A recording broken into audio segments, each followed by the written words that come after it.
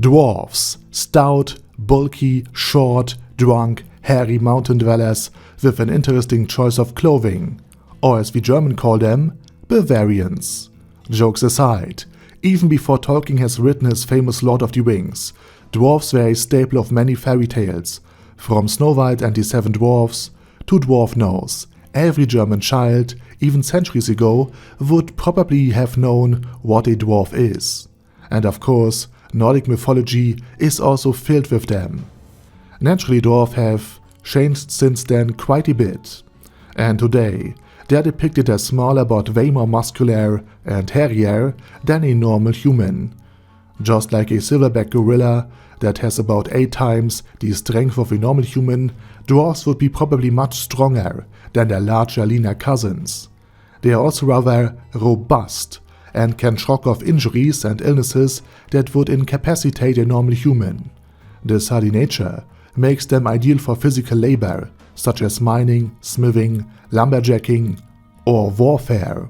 This alone would make them a formidable fantasy species already, but dwarves are also often quite smart and inventive. Which brings me to my first point. Dwarf armies would be absolutely OP, at least compared to a similar-sized army of men. They are able to forge better weapons and wear more and thicker armor simply because they can carry more. And their muscles would allow them to wield heavier weapons with more of a punch. And culturally, dwarves are being seen and depicted as honorable and proud beings. So it would be probably very hard to rout them, especially because they know that they are not very fast, which makes retreats difficult. But there's one more advantage that would make dwarves OP, their ability to wield ranged weapons. Dwarven muscle would allow them to use very heavy bows that would punch through even the thickest and heaviest of shields and armor. And ballistae, onagers, and trebuchets would decimate infantry, cavalry, and buildings without the dwarves even having to physically fight themselves. But even blessed with all of these gifts, dwarves will usually stay in the mountains. And this actually makes a lot of sense. It's realistic. Because dwarves would have a very big problem. Logistics. A dwarf army could easily be outflanked, outrun, and just left standing in the rain on flat terrain by most other species.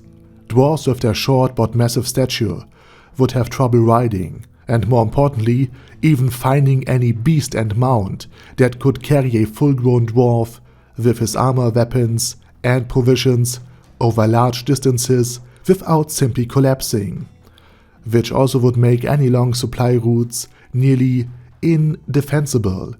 Dwarves could simply not keep pace with the lightly armored, agile humans and elves, which would make any siege in open land nearly unwinnable, not because the stout dwarven resolve would waver in the face of a determined defender, but because all of their gear, siege weapons, provisions, and spare parts would break them first, or rather the lack of them.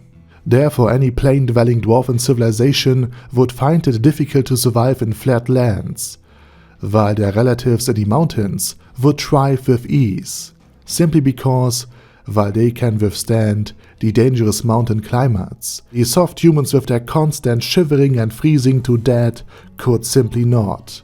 They are too lean and long as to effectively ward off the cold weather, and their ill-made clothes too frail to stop the chill mountain winds from slicing through the fabric.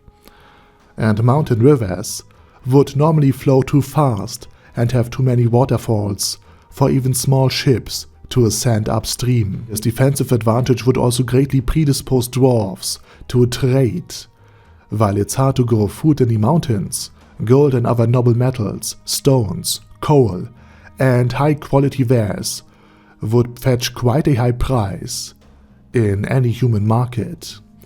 And it could be exchanged for more than enough food, magic items, and perhaps a certain degree of political influence on the nations surrounding the mountains to make it worth their while, and to ensure that while humans in their valleys will battle one another to death, The dwarves will go rich and powerful by selling them the weapons to do so. Naturally, the need to import food would also mean that the dwarven holds are either dependent on outsiders and therefore could experience famines every few decades simply because the humans would have similar problems, or the dwarven holds need to be kept rather small in order to forage and hunt for food when it is absolutely necessary.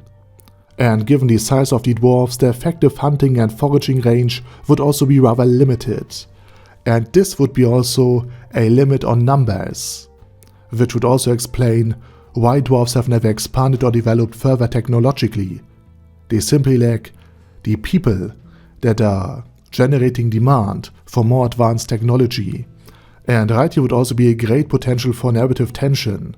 This traditional life could be uprooted by a conflict so gigantic that just isolating themselves in the mountains like the Swiss do would no longer be viable.